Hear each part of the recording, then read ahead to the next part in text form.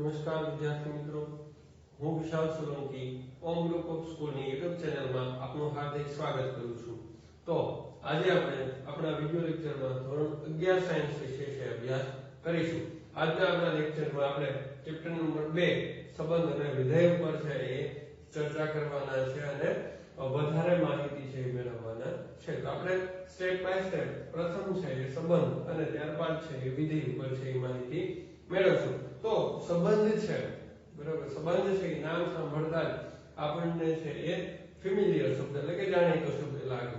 તો સંબંધ છે એ એક આપણે એવું સ્વરૂપ ગણાવી શકીએ જેનાથી આપણે સર્વે છે બધા વ્યક્તિઓ છે અને બધી વસ્તુઓ છે પ્રાણીઓ છે એની સાથે આપણે ક્યાંક ને ક્યાંક જોડાયેલા હોઈએ છે। આ જે લાગણીનો સ્વભાવ છે એને આપણે છે એ સંબંધ કહીએ છીએ।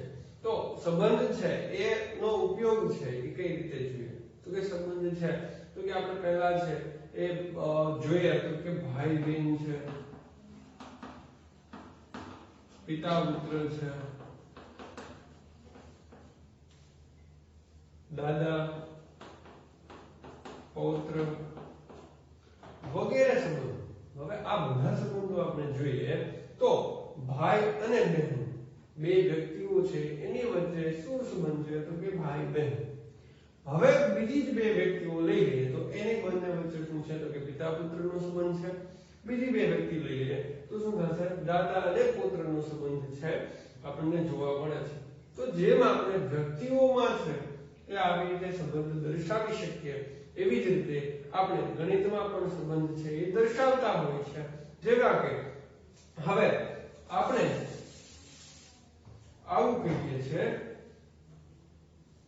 3 અને 4 તો કે બે સંખ્યા છે એવું લઈએ 3 અને 4 તો આપણે આની વચ્ચે જે સંબંધ છે એ દર્શાવવો તો શું દર્શાવી શકીએ તો પહેલો સંબંધ છે આપણે એવું કહી શકીએ કે 3 એ 4 કરતા નાના છે।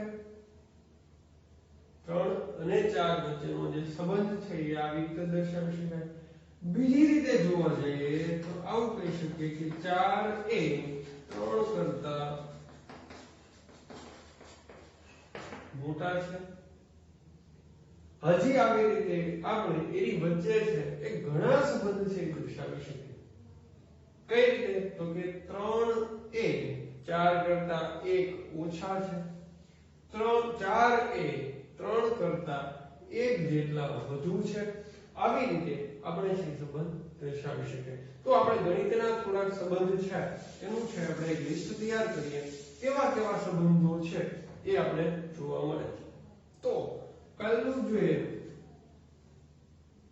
તો કે ફોર એક્ઝામ્પલ આપણે એવું ધારીએ તો કે 5 એ 10 નો 1 અવયવ છે। 5 એ 10 નો 1 અવયવ છે તો કે 5 અને 10 બે અલગ અલગ સંખ્યાઓ સાથે આપણે એક સંબંધ છે એ દર્શાવ્યો છે। એવી જ રીતે છે આપણે જોવું હોય તો નેક્સ્ટ માં જોઈએ તો 3 એ 9 નો ગુણક છે, 3 એ 9 નો ગુણક છે આવું કહી શકીએ। ત્યાર પછી આમાં જોઈએ તો 3 અને 9 બંને વચ્ચે છે આપણને શું તો કે સંબંધ છે દર્શાવવામાં આવ્યો છે। ત્યાર પછી આપણે જોઈએ તો 100 એ 10 વડે વિભાજ્ય છે, 100 એ 10 વડે વિભાજ્ય છે એટલે કે 100 ને 10 વડે ભાગી શકાય છે।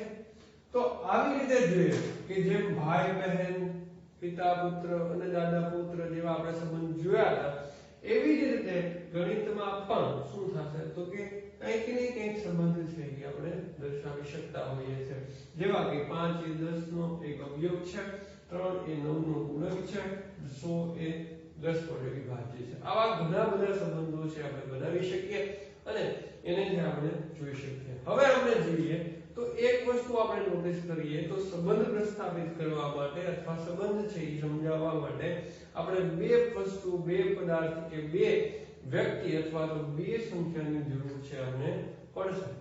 તો શું થશે કે બે સંખ્યાની આપણને જરૂર છે પડશે. તો હવે આપણે જોઈએ તો બે સંખ્યા છે, હું આવું લખું 5 અને 10. તો આ જે મને મળશે એને આપણે શું કહેશું? ક્રમયુક્ત જોડ કહેશું. શું કહેશું? ક્રમયુક્ત જોડ. હવે ક્રમયુક્ત જોડ શબ્દ છે આપણા માટે નવો નથી. આપણે ચેપ્ટર આને અગાઉનું ચેપ્ટર ગણવાનું ચેપ્ટર છે એમાં આપણે જોઈ ગયા કે ક્રમયુક્ત જોડ છે એ કોને કહેવાય. છતાં આપણે છે ફરી એકવાર છે ક્રમયુક્ત જોડ કોને કહેવાય છે એની ઉપર છે થોડી માહિતી મેળવી લઈએ. તો આપણે પણ થોડાક છે એ ગણિત વિષયના સંબંધો, આવા સંબંધો છે આપણે તારવવાની કોશિશ કરીશું અને જે છે નવા સંબંધો આપણે કંઈ જોઈ શકીએ છીએ અને કેવી માહિતી સામે આવશે એ જોવા માટે આપણે પ્રયાસ કરીશું. ત્યાર પછી તો કે હવે આપણે વાત હતી ક્રમયુક્ત જોડની. તો કે ક્રમયુક્ત જોડ છે એ વાત કરીએ કે ગણ ઉપર આધારિત છે.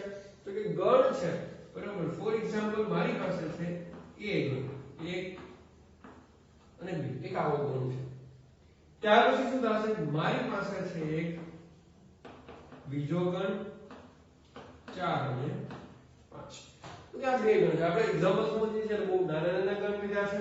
હવે તો કે ક્રમયુક્ત જોડ મને મળશે કઈ રીતે? તો કે ક્રમયુક્ત જોડ શબ્દ છે એ કોની સાથે સંકળાયેલો છે? તો કે કાર્ટેશિય ગુણાકાર.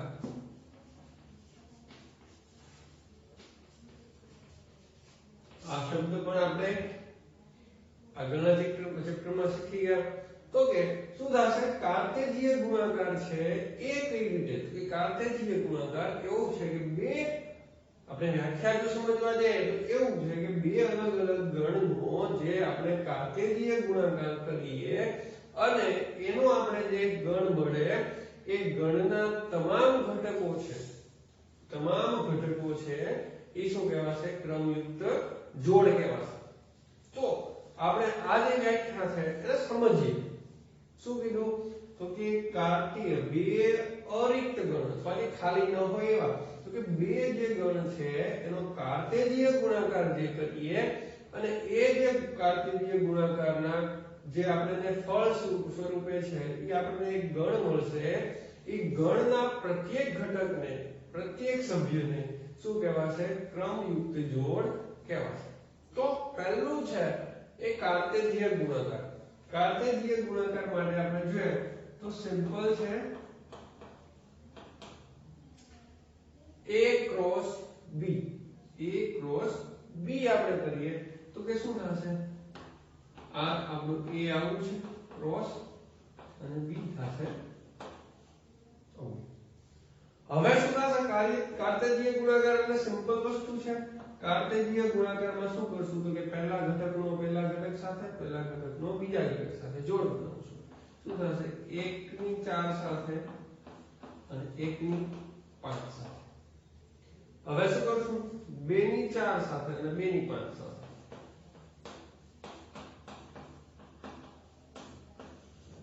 તો આ જે આપણને મળે છે એ શું મળશે? કાર્ટેશિય ગુણાકાર. કાર્ટેશિય ગુણાકાર છે આપણને મળી જશે.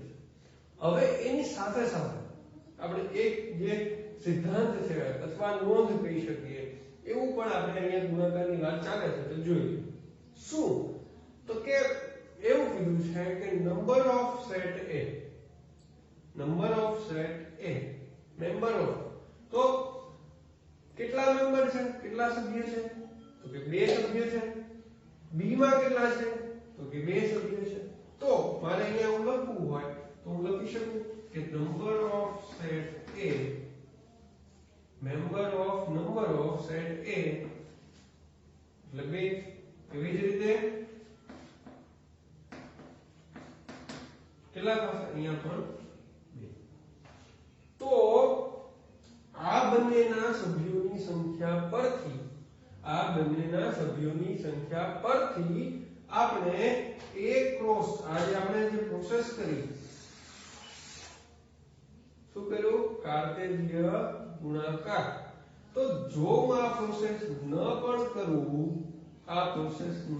કરું તો પણ મને છે આઈડિયા આવી જશે શું આઈડિયા આવશે કે આ પ્રોસેસ એટલે કે કાર્તેજ્ય ગુણાકાર છે એમાં કેટલા સભ્યો હશે કયા સભ્યો હશે એવું નક્કી નહીં કરી શકું પણ શું થશે તો કે સભ્યોની સંખ્યા પરથી માત્ર હું શું નક્કી કરી શકીશ તો કે કાર્તેજ્ય ગુણાકારના સભ્યોની સંખ્યા નક્કી કરી શકીશ તો કઈ રીતે થશે તો કે સિમ્પલ આ બંને માટે તો કે અહીંયા લખીએ નંબર ઓફ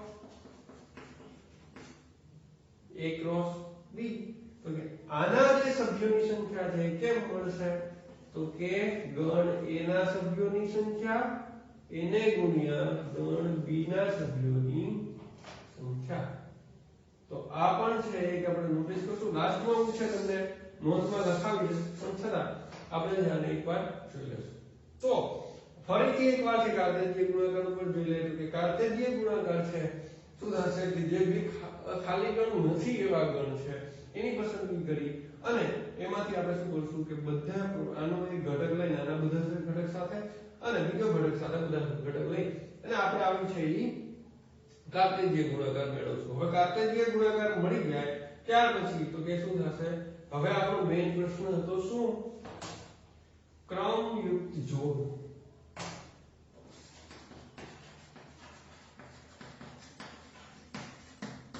ક્રમયુક્ત જોડ તો આપણે શું વાત કરી હતી કે a અને b એનો કાર્તેજ્ય ગુણાકાર અને એ કાર્તેજ્ય ગુણાકાર છે એનો જે આપણને નવો ગણ મળે તો આ છે આપણને નવો ગણ મળે છે જે નવો ગણ મળે છે એનો દરેક સભ્ય એટલે કે 1 4 1 5 2 4 2 5 તો આ પ્રત્યેક જે સભ્ય મળે છે એ શું છે તો કે ક્રમયુક્ત જોડ છે તો આ છે ક્રમયુક્ત જોડ આપણને આવી રીતે મળશે ત્યાર પછી તો કે શું થશે આપણે ગણતરી કર્યા વગર અથવા કાર્તેજ્ય ગુણાકાર કર્યા વગર જો આપણે કાર્તેજ્ય ગુણાકારમાં કેટલા સભ્યો છે એ શોધવું હશે તો પણ શોધી શકશું તો આ છે સમાજ આના માટે આગળ વાત કરશું આપણે આગળ કે 3 સ્ટેપ છે 3 થી 4 સ્ટેપ છે આપણે જોશું દીપા તો આ જે એના માટે સંબંધ માટેની વાત છે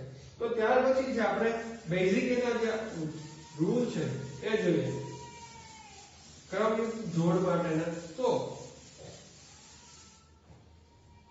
પહેલું છે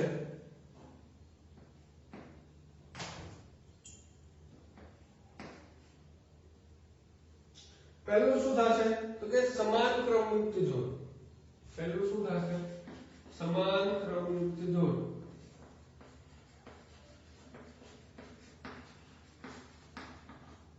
સમાન ક્રમયુક્ત જોડ કોને કહેવાશે સમાન ક્રમયુક્ત જોડ કોને કહેવાશે તો કે પહેલી વાત તો આપણે ખબર પડી કે ક્રમયુક્ત જોડ એટલે શું થશે જેમાં બે અલગ અલગ ઘટકો હશે તો હવે શું કીધું છે તો કે અલગ અલગ પણ ન હોય ક્રમયુક્ત જોડ છે એટલે એવું જરૂરી નથી તો કે સમાન ક્રમયુક્ત જોડ એવું કહ્યું છે એટલે શું થશે બંને ઘટકો સમાન હશે તો કે શું થશે પ્રથમ ઘટક અને દ્વિતીય ઘટક સમાન શું થશે તો કે પ્રથમ અને દ્વિતીય ઘટક બંને સમાન હોય તો આપણે એને સમાન ક્રમયુક્ત જોડ કહી શકશું ઉદાહરણ તરીકે આપણે લઈએ તો શું થશે 1 2 1 2 ત્યાર પછી AB AB ત્યાર પછી BA AB તો આની માટે વાત કરીએ આ શું કહેવાશે સમાન ક્રમયુક્ત જોડ કહેવાશે તો કે ના શું કામ તો કે શું કહે છે પ્રથમ ઘટક સાથે પ્રથમ ઘટક સમાન અને દ્વિતીય ઘટક સાથે દ્વિતીય ઘટક સમાન હોવો જોઈએ અહીંયા બંને ઘટક સમાન છે પણ આનો બીજો ઘટક અને આનો પહેલો ઘટક સમાન છે. આનો પહેલો ઘટક અને આનો બીજો ઘટક સમાન છે. એટલે શું થશે કે આ છે એ સમાન ક્રમયુક્ત જોડ કહેવાશે નહીં, જ્યારે ઉપરની બને છે એ સમાન ક્રમયુક્ત જોડ છે. ત્યાર પછી આપણે જોઈએ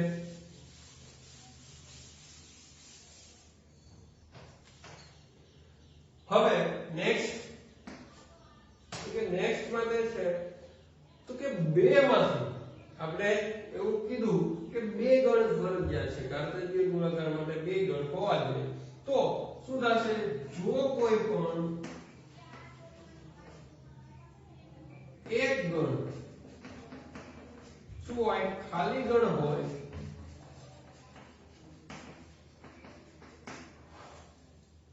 આપણી પાસે કેટલા ગણ હશે તો કે બે હશે. તો કે કોઈ પણ એક ગણ એટલે કે a અથવા b બેમાંથી કોઈ એક ખાલી ગણ હશે, બીજો છે એ ખાલી ગણ નહીં હોય. તો કે જો કોઈ એક ગણ ખાલી ગણ હોય તો પણ a ક્રોસ b એટલે કે કાર્તેજીય ગુણાકાર, આપણે અહીંયા ગણના નામ નથી એટલે કાર્તેજીય ગુણાકાર એટલે કે શું a ક્રોસ b શું થશે, ખાલી ગણ થાય. શું થશે તો કે કોઈ પણ એક ગણ ખાલી ગણ હોય તો શું થશે, કાર્તેજીય ગુણાકાર પણ ખાલી ગણ થશે. સેમ ડેફિનેશન ઉપર જઈએ એટલે કે સેમ વસ્તુ કરીએ તો કે જો કોઈ પણ એક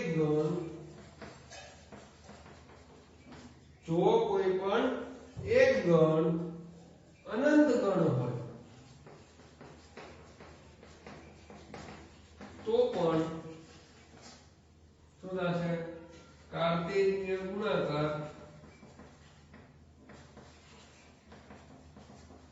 કેવો થશે, અનંત ગણ થાય. આ બે શબ્દો ઉપર ધ્યાન આપવાનું છે. તો કે અનંત ગણ જો હોય તો અનંત ગણ જવાબ આવશે અને ખાલી ગણ હોય તો ખાલી ગણ જવાબ આવશે. કોનો, કાર્તેજીય ગુણાકાર. ત્યાર પછી છે આપણે ચોથી ઉપર જઈએ તો કે આપણે જે વાત કરી હતી એ કે જો આપણી પાસે ગણ a અને b હોય, ગણ a અને b માટે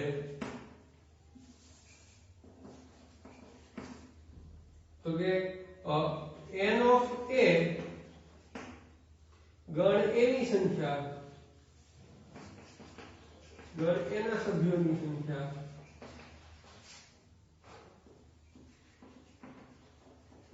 અને n of b ગણ b ના સભ્યોની સંખ્યા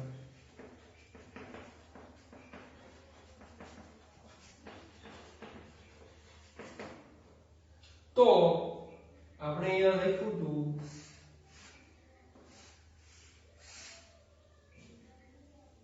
શું થશે,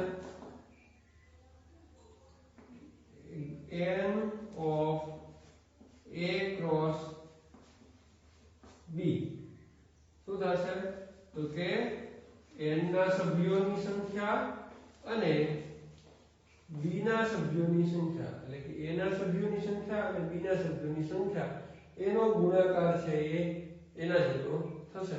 એ સૂત્રને છે આપણે અહીંયા પણ લખી લઈએ તો કે n of a into b is equal to n of a into n of b.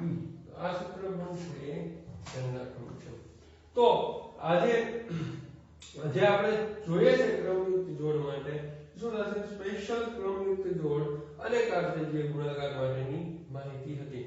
તો આનાથી વધુ આપણે છે ક્રમયુક્ત જોડ માટેના એક્ઝામ્પલ અને ઉદાહરણ છે એ આવતા વિડિયો લેક્ચરમાં જોશું. Thank you.